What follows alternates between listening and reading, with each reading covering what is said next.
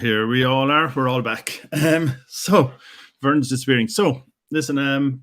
First, welcome to people who are watching this. I'm sure most people are watching it on repeat. But so what we're talking about today, mostly when we're talking here, it's generally light-hearted of subject matter. Generally, beer is light-hearted. But today we're privileged to have with us to be basically talking about something way more serious than anything I've ever had to experience, thankfully, and that's Brew For Ukraine, which obviously is about, came about after the invasion of Ukraine. So I have with me the people behind it. I have Yuri from Pravda Beer in Lviv. I don't know if I'm pronouncing it right, Yuri. Yeah, perfect. Yeah, hello. My Ukrainian accent must be getting better. We have Vern, who's throwing computers at our screen here somewhere, but he's from Federation of Beer in Canada. Now, what I thought we'd do was, yeah. So I'm sorry, Vern. We can see your camera, by the way. Oh, that's good. I had you. to change it over. Okay, we can see I'll you. see everything set up. Okay, you can see your hand, which is perfect. So There we go. So what I want to do was maybe if Yuri and Vern, if we can talk, maybe we can start with the history of where Brew For Ukraine came from. I'm sure, especially you, Yuri, you might be sick of talking about it, but maybe we can just start with there, just to give us a history, and then we can kind of see where it's at and what the current situation in Ukraine is like, and what you think you might be doing in the future. If that's okay with everyone.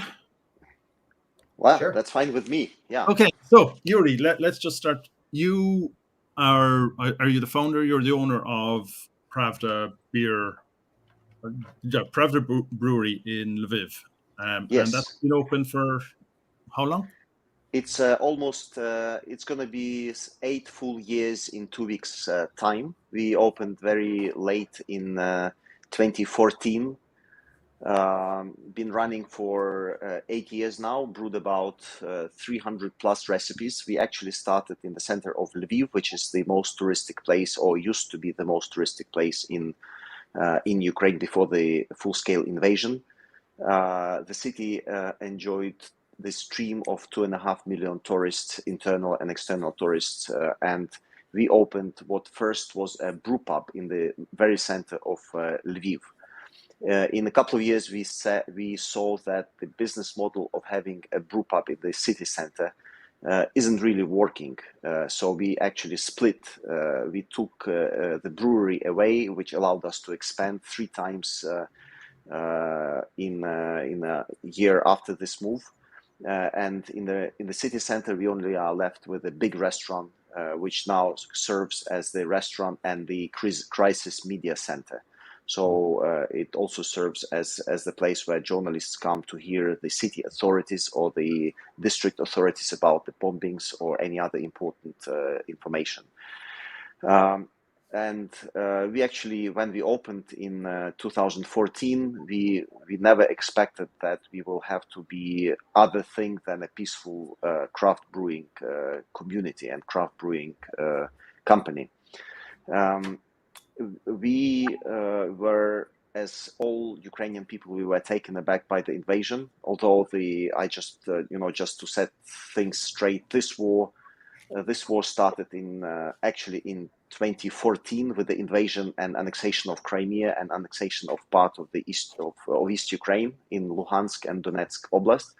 And this war has been ongoing for 8 years now, 8.5 years. And in February, we only had the full-scale invasion, like the open aggression by Russia.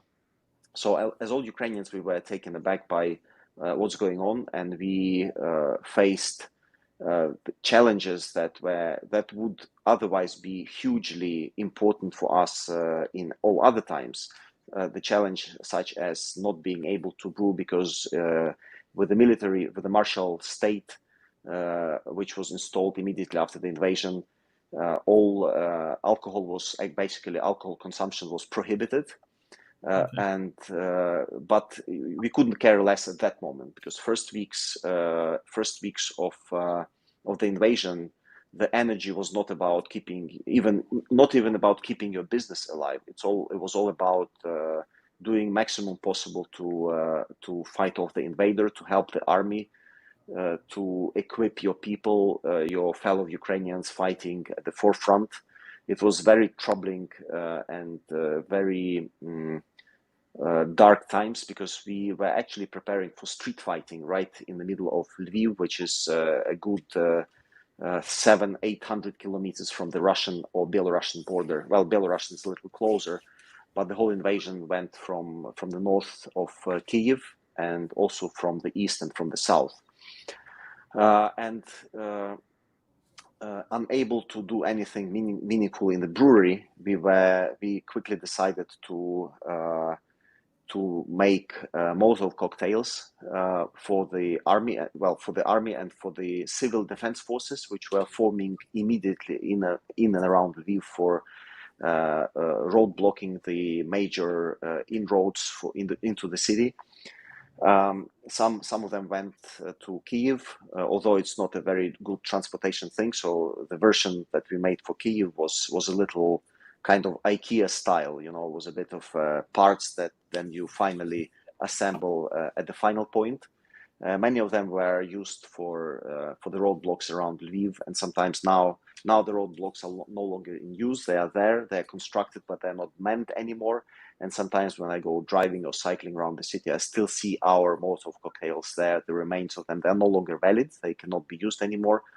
But this was this. And I think by pure coincidence, the city was full of war journalists, and the city was full of top journalists from all over the world. They got stuck in Lviv because they couldn't go to Kyiv, because people were escaping. The citizens of Kyiv were escaping Kyiv in hundreds of thousands. So there were, like, I don't know, maybe 100 or 200 journalists in Lviv. They didn't have much to do, didn't have much to write about and film about. So they descended on this story of a small craft brewery doing Molotov cocktails like vultures, in a good way for us, of course. And this suddenly made us very visible for maybe a good reason. But I would of course prefer to be visible for excellent beers, for beer awards, for good things, but for breakthrough technologies in barrel aging or whatever, and not for this. But this happened. What happened, and we immediately were very visible. I honestly didn't know how I could not turn my brewery into an instrument of earning money for the army, for helping the army, for buying something for drones or gear protection or tactical gear or whatever, or weapons, because we were short of any cash, because we were preparing for summer season. So we brewed a lot of beer, all our tanks were full, and suddenly we didn't have anywhere to sell this beer. So I even had an issue of keeping the team sourced with money and keeping them on board. And of course I didn't want to lose any of the valuable team members. And to turn this sudden being famous into something monetary, not for us but for donations. So we decided, and also we couldn't go out to brew our collaboration beers anywhere in Belgium or in Germany or in the UK or in the US as we would have done, because men between 18 and 60 are not were not allowed to leave the country for obvious reasons. So we decided to kind of outsource our beers to the world, to make it possible to brew our beers anywhere. And we selected 5 recipes for that, and the reasons for those particular beers were different. Some of them had very telling labels, like Putin Khuilo label. Some of them were award winners, like gold medal at the Brussels Beer Challenge, like the Red Ice beer, the American Red Ale. And also we tried to keep a bit of a balanced range. So one of the beer was a heavy imperial stout, also an award winner, Another was a lighter American red ale. Another was a Blanche Belgian style, like the Hoegaarden, but in a good way, brewed in a craft way. So we wanted to close all varieties of beers that people would have liked to brew. Then between us, I've shared a recipe of Zenik, our blonde ale, to another UK brewer, because they actually wanted to have a basic blonde ale. So there was 6 beers that we disclosed. This has actually sparked a flash mob of craft brewers, which was very very touching and very unexpected. We hoped for maybe 5 to 10, maybe 15 brewers, our friends that we know personally, that would raise the flag of brewing Ukrainian beers. But the craft beer community in the world has shown a superb sense of support, camaraderie, and friendliness. And I think we ended up, Vern, you have probably the latest figure. We ended up with almost 800 breweries of different sizes, and maybe even a higher figure could be. This could even be a higher figure, because I know many smaller brewers and home brewers. They took our recipes and brewed our beers without even registering at Brew For Ukraine initiative. Okay. And this is where I should really say thanks to Vern and to our ex head brewer Corey McGuinness for really providing a superb, I wouldn't say the back office, because it's pretty much the front office, but providing such a fantastic tool as Brew For Ukraine website, putting so much time and effort into making, structuring this whole thing, because up till now, I would not be able to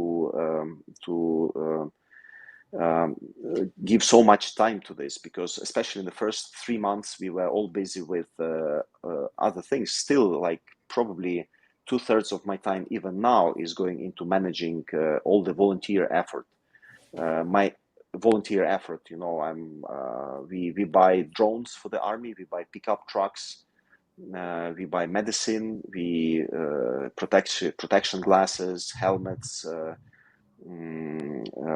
many other things. We have 6 of our own people of Pravda team, both from the restaurant and from the brewery, and from the collection of small pubs that we opened last 2 years, like Pravda pubs. We have 6 people serving right at the forefront of the front lines, and we are taking care of them. We try not to use the donations that we receive from international brewers for our people, but we use our own proceeds from the restaurant and from the brewery to equip our 6 people who are at the front lines. Okay. So that's where we are. That's where we would not, of course, where we did not expect to be at the beginning of the 9th year of our operation. But this is something that we absolutely could not pass doing. Yeah.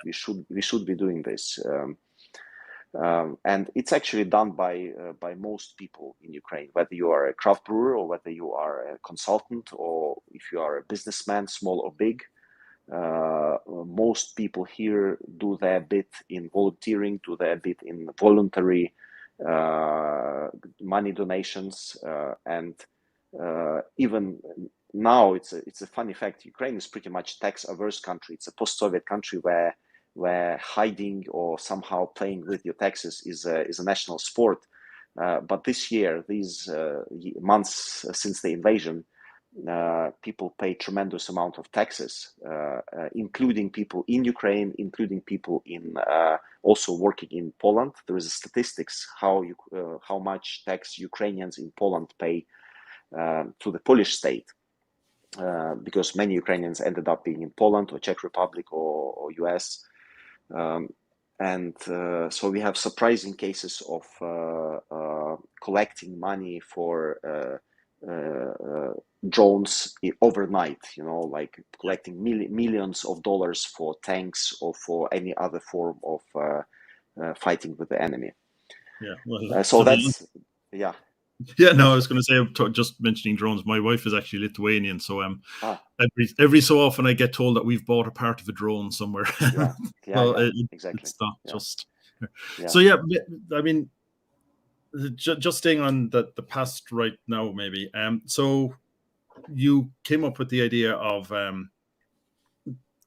you came up with obviously just the Molotov cocktails first, and like you said, that got a lot of publicity. I remember seeing that on the news myself, and then you decided to release the beer. So that was just really a spontaneous. We'll release the beers on our labels and hope and ask people to do it. And then where did Vern come into you?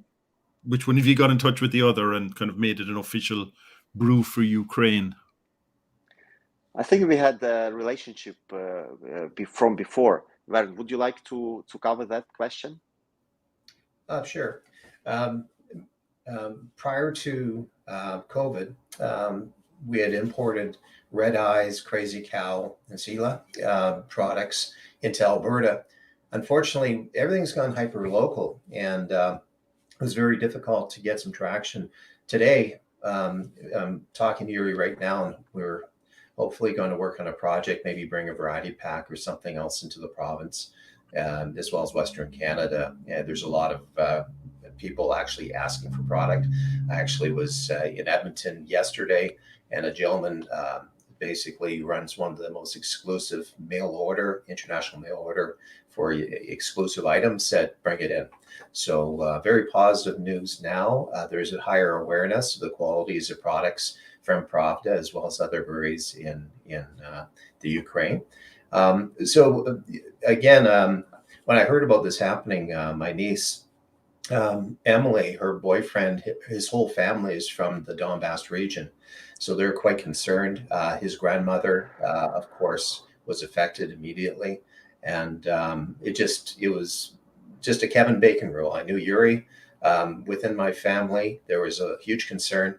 And I thought, well, I'm not that busy right now. It's February. It's a slow time for beer sales in Canada. And so I reached out on WhatsApp to Yuri and said, this is how we work with the Star Trek beers. We borrow a recipe and we beam with a label into smaller breweries across the world. So the beer is always fresh. And you decided at that point, I'd reach out to the Brewers Alliance, where Russ at Lakefront Brewery is one of the members. Aeronaut Brewery out of Boston. Alley Cat, quite a few breweries, including Half Hitch out of Cochrane, Alberta. And I'm not kidding, within 48 hours, we already had 15 breweries saying, let's do this. And from there, it's grown to, with the help of Lana from Drinkers from Ukraine and Mac, who also started working on a similar project in Poland. Just under 800 breweries right now have done something. And it's hard to keep track going through the social media news releases. I'm sure there's a lot more, but those are the only ones we could filter through using conventional methods. So again, it was full time for me for about 3 months. Again, it was probably one of the most wonderful. It's a bad situation, but one of the most redeeming projects I've ever worked on in my life, knowing that we were able to send a lot of money. Russ at Lakefront, total donations over a 2-month period were 102,000 US. And Yuri was working with myself and Chris Heyer from Half Hitch Brewing Company in Alberta to identify where should we send the money. So some of the money was sent directly to Pravda. Some of the money was sent to the World Central Kitchen and a few other local charities that were actually taking in refugees and ensuring that they had a place to sleep as well as food. So it's all we could do is get this thing up and running. And the response between Yuri, if you remember, we had 2 Hong Kong breweries, a Singapore brewery. Yardley and something else. Yeah. Absolutely amazing. So I'm interested, Yuri. So much has changed. I know there's been electrical problems. The Russians are attacking infrastructure right now, which is basically not a good thing, and it's a war crime. Could you give maybe Brian and I an update on how things are affected in the last month in Lviv? Okay. Well, Lviv is a little less affected. Actually, they do destroy the critical infrastructure, such as powers. They're not exactly targeting the power stations because they're not so easy to target. They're normally better protected, thicker walls, and they can't be. You have to be really, really exact to destroy the power stations. So they attack transformation stations near the power stations, which are distributing electricity here or there. Yeah, and this is something that leads to general. It leads to huge disproportions in power consumptions in the country, and these disproportions are not because of because this distribution points, such as transformation stations, are taken out of order. Some areas can have a lot of electricity. Some of them do not have enough electricity, and suddenly this link, which regulates this, disappears because of bombing. So on the other hand, these transformation stations is a little easier to repair than actual power station, and we are adapting. First of all, the most from what I hear, it's not very official, but from what I hear, is that once the Ukrainian army sees when the rockets are launched, and they can have a pretty fair judgment where they are targeting. Not always, but at least because the rockets they're launching, they can change their directions as they go. Yeah. So, but once they are changed, the whole electricity grid of the country is put into another kind of operation, already like on standby operation. And once the rockets go, and once it becomes more evident that they target West Ukraine or South Ukraine or Central Ukraine, then they deliberately, preemptively switch off the major power suppliers, which makes it easier overall. Even after the rockets hit the distribution points, it makes it easier later to repair and to redistribute. So actually, our electricity system, in conjunction with the military people, they are now able to mitigate the impact now. Still, there is general shortage of electricity. And this is now transformed into a schedule by which certain parts of the city are switched off in turns. The cities, well, the local authorities are trying to follow a certain schedule. It's not always 100% accurate, but the whole country is now transforming into buying generators, diesel generators, or petrol generators. We at the brewery, we had a series of beers which were kind of messed up by electricity cutoffs. It's still a good beer. Yeah, it's like you cook and suddenly you are missing an ingredient, or suddenly you hold the whole food a little longer. But if you know, especially if you're a craft brewery, you manually follow the whole process. So we have not actually lost a single batch. Some of the beers didn't come out the way they should have come out. So we brewed, put in Huilo, and suddenly you have a beer which is not with that profile.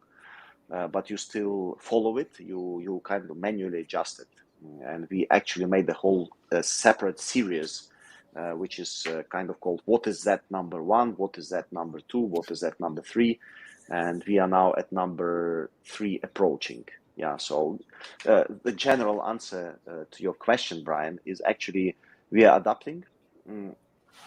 It's kind of funny to see how Russians believe that's gonna change something. It's really at the edge. Yeah, its whole thing is sad.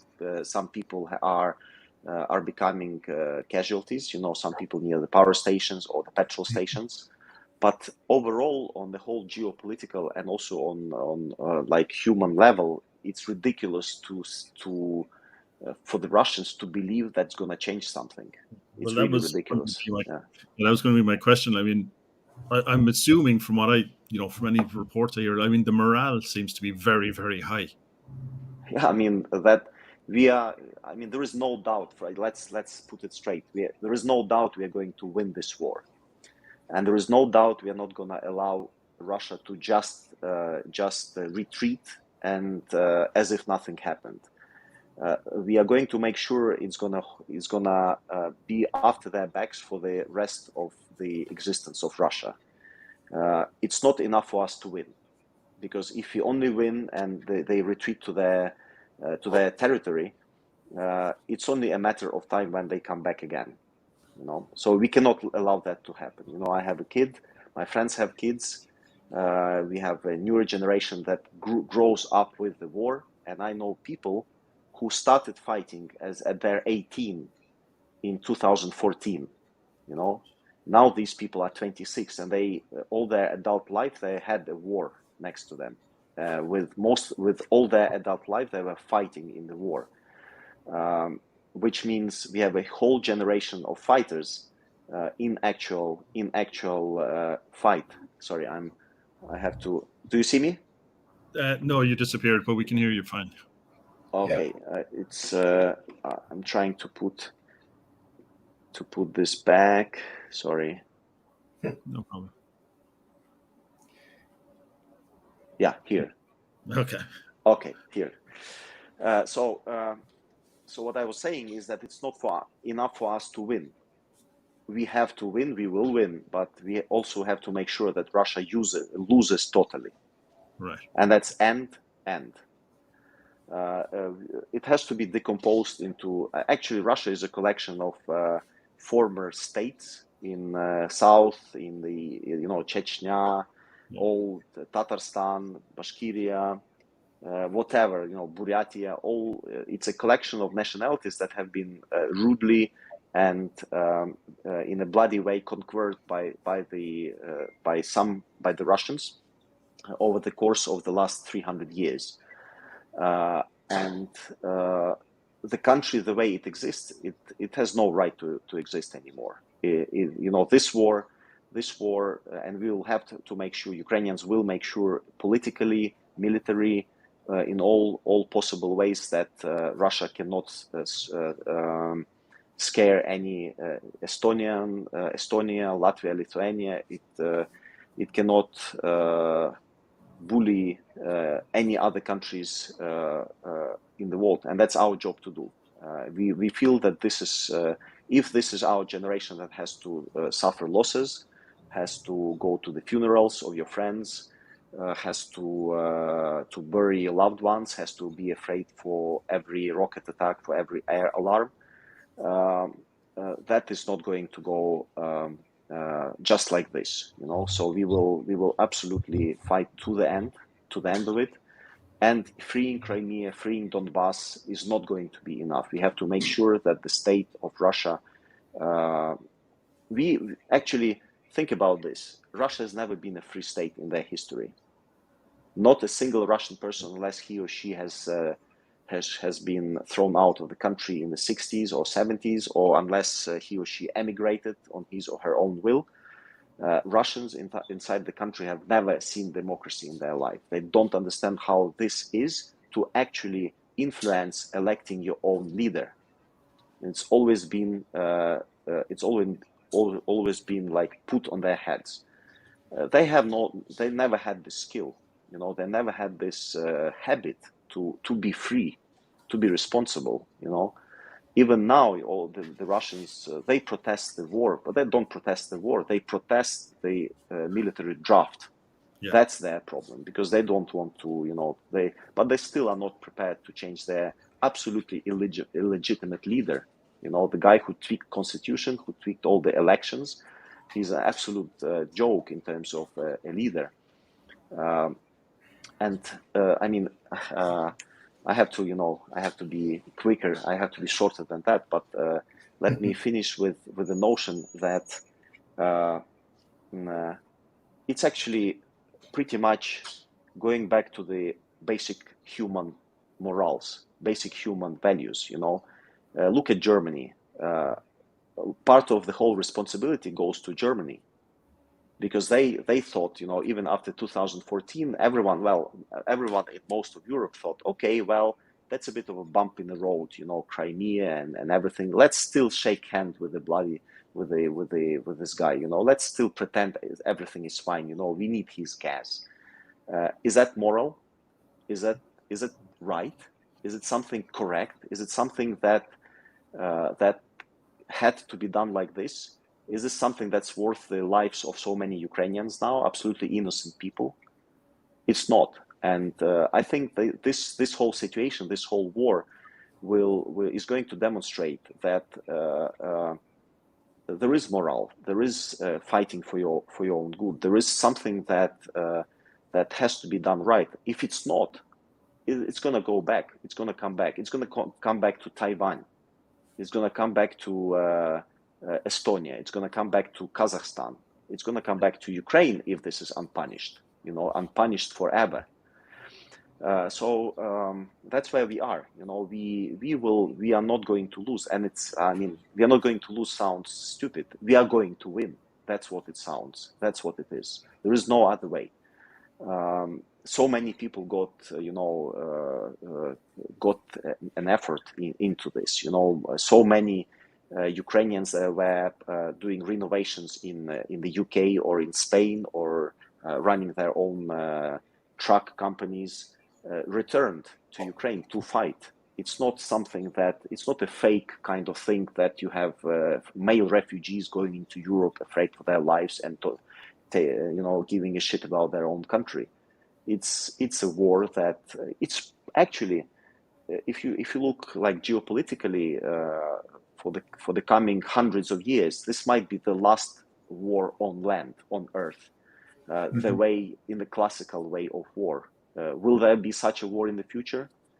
No, I think that will be war of drones. There will be a war of mines. There will be a war of robots and things like these.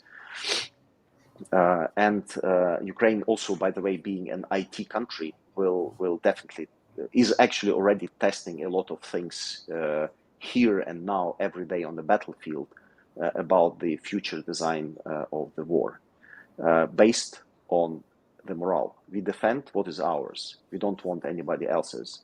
But we feel responsibility for dismantling Russia the way Russia is now and the way Russia has always been in their history. An aggressive, imperialistic, unjust and bloody state.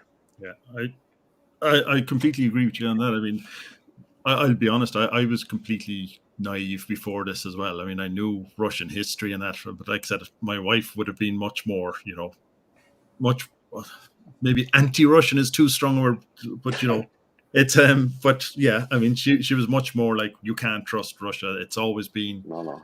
It is the Russian Empire from the 19th century that it just never changed. Like you said, it just became became Soviet, and then it became, but it is still the last big European empire, and it hasn't changed. But all the other empires have lost their colonies, and Russia never did.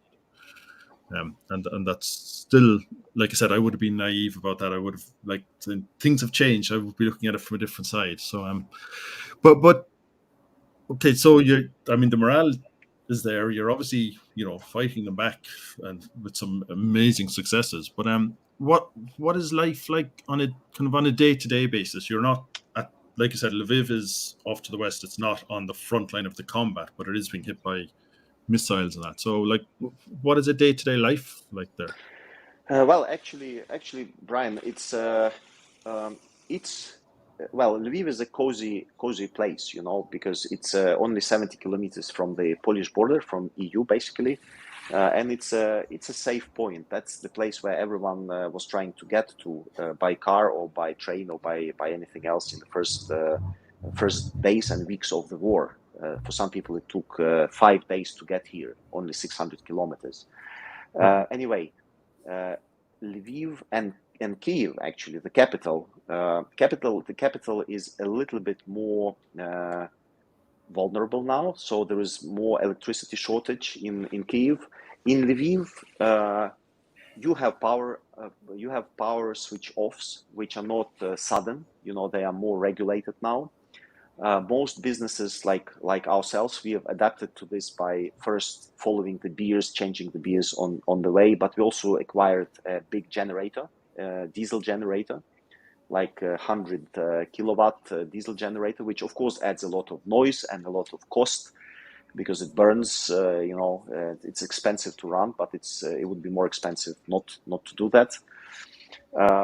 We do have air strikes, like maybe 2 per week, which now last about 2-3 hours. I think the longest one was a couple of weeks ago. It lasted for about 5 hours because it were 2 waves of launches from West Russia, from the planes. As many as sometimes 60 to 100 missiles fired.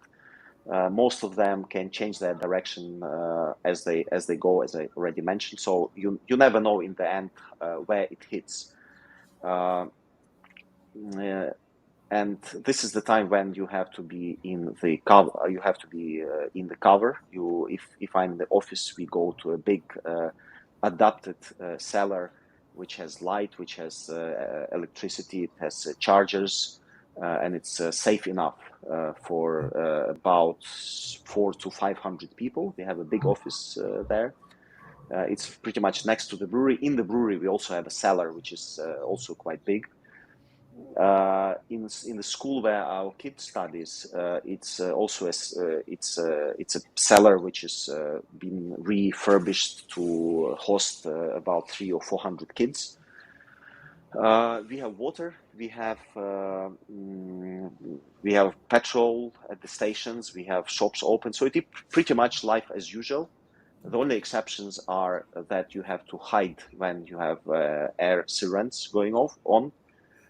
And you have sometimes mostly expected, but sometimes unexpected electricity cuts. It was a bit unexpected in the first months after these infrastructure attacks, but now as you stock up with generators, it's already easier. That's how life is in Lviv. Kyiv is a little bit worse because there were more objects hit around Kyiv. There are more of them, obviously, there. So you have more unexpected electricity cut-offs, and you have longer periods without the light. That's about Lviv and Kyiv, and of course places like liberated Kherson or like Kramatorsk in the far south and in the far east of Ukraine, respectively. They are reachable not by rockets, not by guided missiles, but they are reached by simple artillery, because they're only about sometimes 10 to 50 kilometers away from the front line, and that's something that cannot be covered by an anticipated air. It cannot be foreseen. They just fire the missile and they goes anywhere.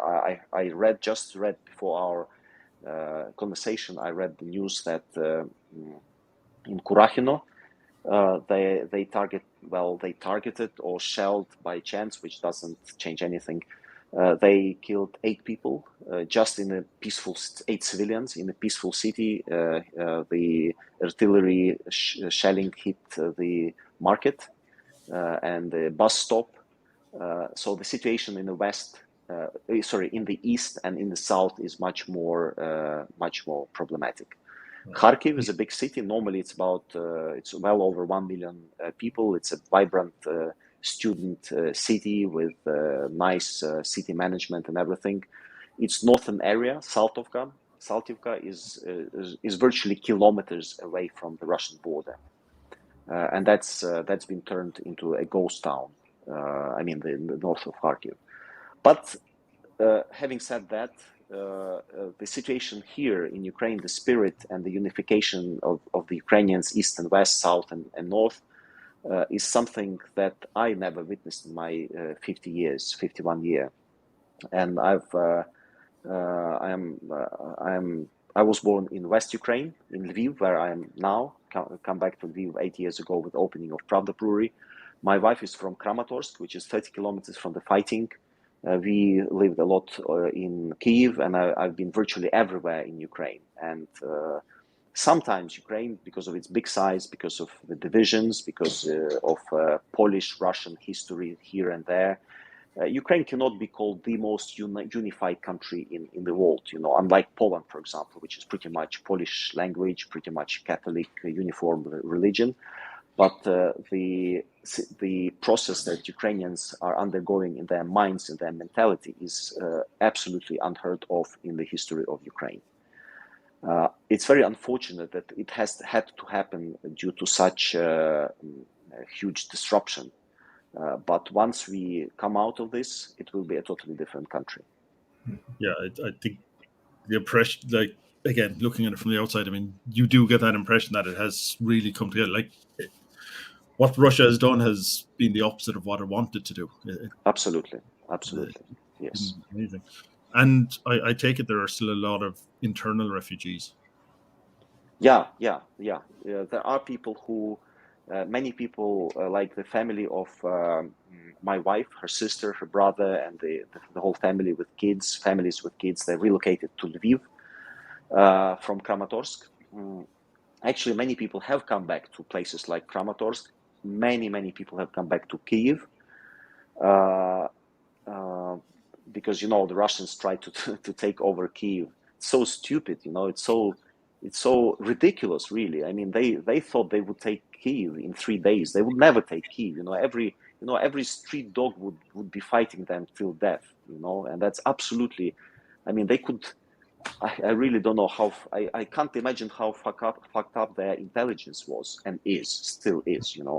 How can you think? How can you believe that you can invade the city with such history, with 3 million people, with so much resolve and so much resistance in their heads? That's the country that created Cossacks, which is the country that had 500,000 people fighting in the Ukrainian underground army. At the same time, they were fighting against the Nazis and the Soviets. And they thought they would come back. They would come here and they would be greeted with applause, and they would, we would be conquered by. I mean, with respect to your listeners, I would restrain myself from using strong language, but it's pretty much appropriate here. Yeah. So, yeah. So I mean, I think we know the message you were going to say, anyways. Yeah. But okay. Look, I know you probably tight time and you have a lot of stuff to do there, but maybe just so I'll try and wrap up and let you go. But sure. So the Brew for Ukraine. So that just to come back to where that is and all that. So that was pretty much like you said. That was almost an honor system. People were taking your recipes, following it, and then they were either sending you the money, Vern, or they're sending it directly to the charity they chose themselves. Was there any? Yeah, we didn't accept any money. We're just the coordinators. So we had a list, Yuri. It's quite interesting because, of course, I work with CBS Paramount. Within 24 hours of me talking to Yuri, their head of legal got back to me and said, here's vetted NGOs that are often working in Europe. From there, Yuri said, focus on these ones. We see them on the ground and they're doing a very good job. So often we get a question from a brewery and they say, where should we send our donations? Well, some actually provide donations to their local, like in Calgary, we have a Canadian Ukrainian church, right? And they're taking lots of refugees. So some money went there, whereas a lot of money would go to World Central Kitchen as well as other charities. So we just directed them, go to the link on our website page. This is how you can send your money to the people that actually on the streets able to make sure it's well used. So we were just coordination. We coordinated, for the Victory Series, and we also helped log in from Lana and Mac and a few other groups helping us in the UK. Just make sure that all that information was in one big map. And hopefully we'll have some more people come on board now. I believe we expected this to go on for nearly a year. I think it's 280 some odd days now, which is just horrible. So what we need to do at this stage is to reach out. There's thousands upon thousands of refugees that have come into Canada. And even if it's just a tap takeover, whatever somebody can do, every ounce will count, that's for sure. And anyways, getting back to a couple of questions for Yuri. From the beginning, I think you created some new beer brands. Could you maybe bring the audience up to date on some of the new styles of beer and labels that you were able to produce once you were able to start brewing again? Yeah, we have made several new beers. We're actually working on a Ukrainian series beers. So we are, it's. I have a T-shirt from a small brew pub in Lisbon. It's called Chimera, yeah, and the T-shirt of this brew pub says the words that I can really share pretty much. It says not just another fucking IPA, and that resonates with me. The reason for me mentioning this is that we from the opening 8 years ago, we didn't want to be the brewery. We didn't want to be the brewery that just brews the conventional beer styles that are out there. We are not a Czech brewery to brew Czech styles. We are not a US brewery to brew US styles, and we're not a Belgian brewery to just brew that. So for us, it's important to master the base, to do good German beers, American beers, and everything. And I think we have pretty much covered this. But we want to go a little further and try to bring the Ukrainian element and Ukrainian DNA into our beers. And we have a beer like 100 years. It's a solid imperial stout with a lot of alcohol, but it's also infused with dried plums and dried pears, which are dried in Ukrainian traditional village way, used to preserve those fruits. We're also working on a kettle sour beer with the use of red beet, reflecting a little bit on borscht soup, Ukrainian borscht.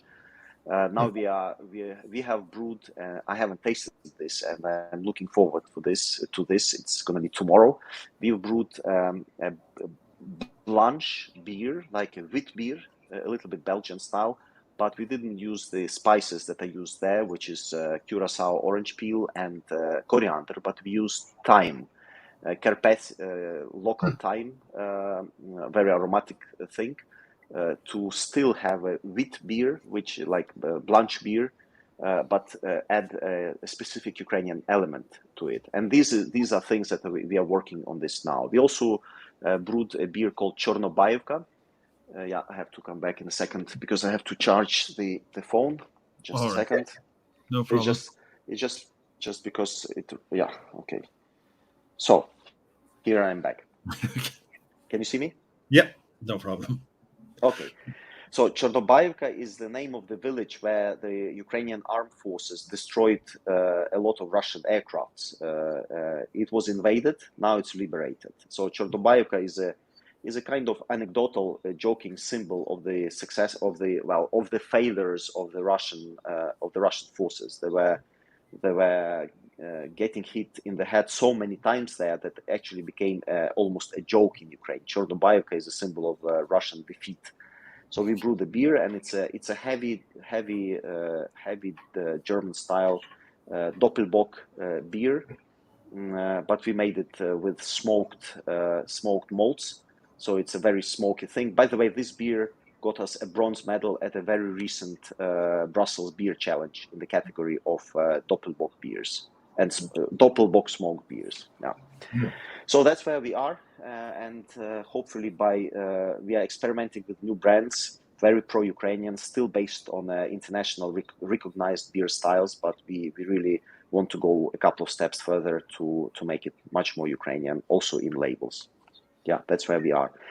And once we are talking about this, just want to say that we talked a little bit on the money, if I may say a couple of words on this. Direct donations to Pravda Brewery amounted, I don't know exactly, I'm just preparing a report which would cover the period between 15th of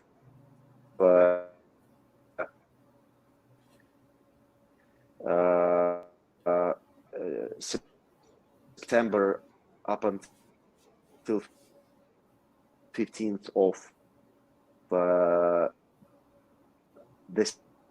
December. So it will be ready in maybe a week. Direct donations, and they were used to buy pickup trucks, which is pretty much an expendable. We fit to this, so you're breaking up a tiny bit, Yuri. The shooting, go back, and also these pickup trucks are used to evacuate the wounded people from the front lines. Then we invest heavily in drones. A lot of this money went into drones, reconnaissance drones. Hello, guys, can you see me, or shall I call back? Yeah, you were breaking up there a little bit. Yeah. Internet connection is not that good because it could be because of power shortages somewhere at the internet provider side.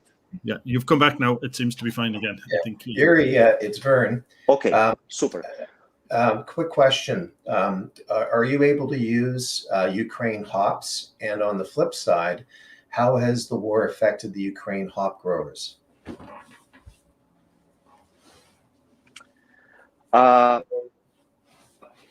Not that much, because there are two hop growing areas here. One is around Zhytomyr, which is between Lviv and Kyiv, and this area was hit, but not the hop growing areas. Another hop growing area is about 80 kilometers from us, so it did not have an invasion, so it didn't have a big impact. We are using Ukrainian hops for some of our beers. Zenik, our blonde ale, one of our favorite beers, is using Ukrainian varieties. And we also have a collaboration with a prominent Brussels brewery, Brasserie de la Seine, and they do Kolos beer.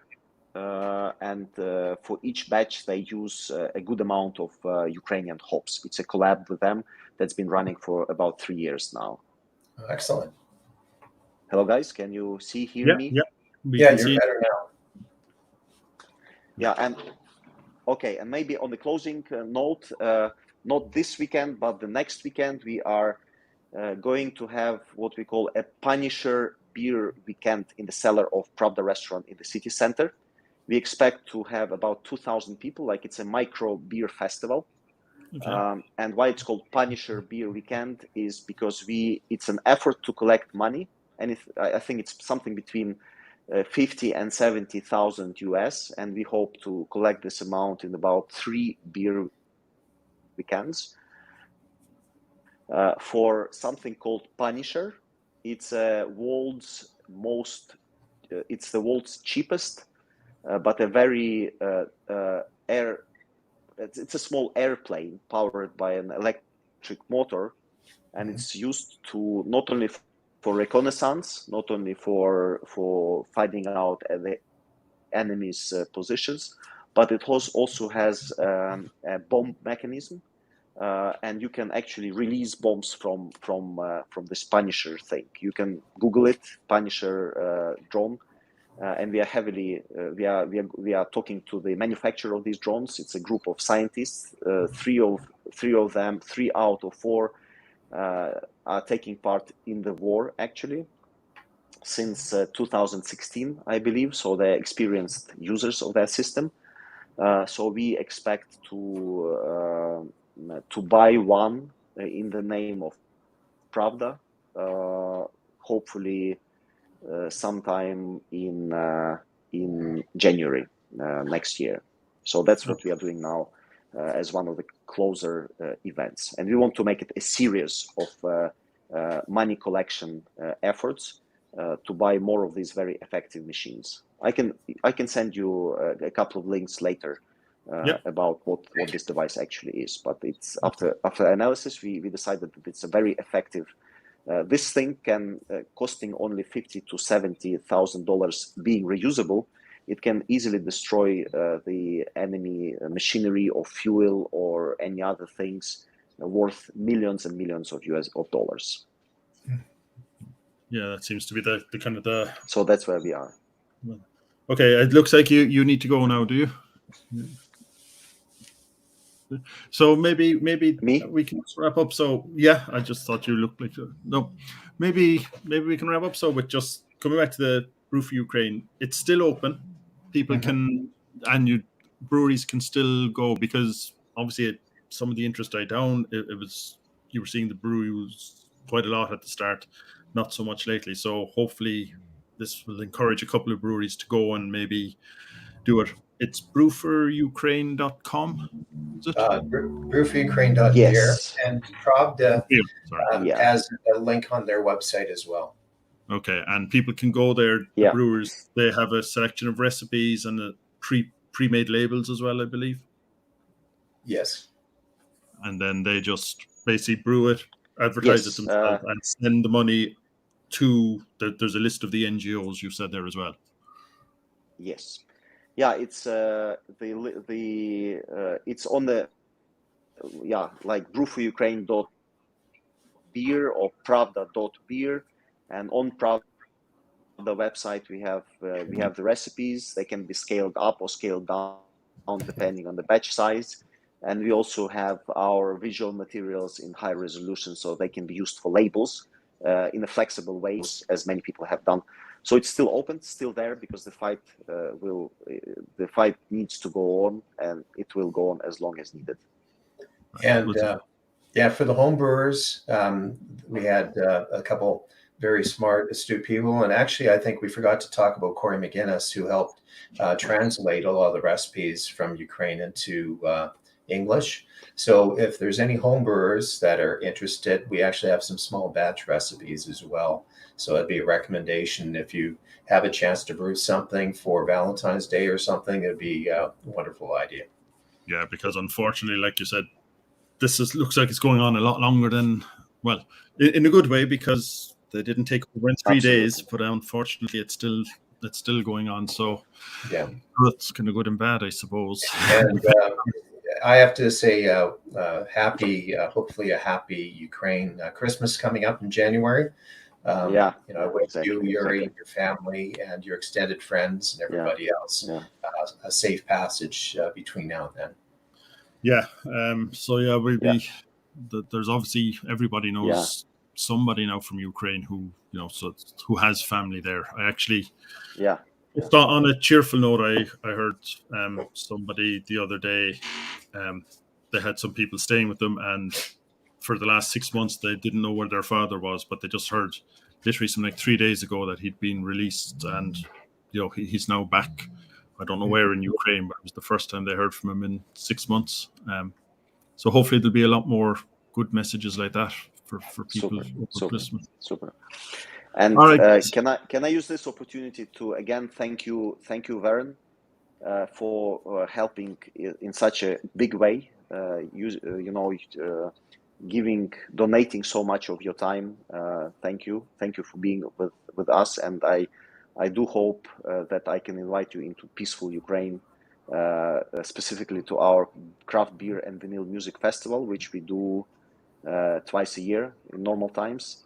And also thank you, Brian, for the attention to our cause and to our topic. And I hope that soon we will be able to have a beer together in person. I would like that. I think. Okay. When this is over, I think there'll be a lot of people going to check out the beers from the source, hopefully. Yeah, super. Okay, looking forward to that. Listen, Thank guys. you very much. Okay, thanks a million. I'll just play something, play out the video again as a kind of a bye-bye. So thank you very much. Thanks a million for your times.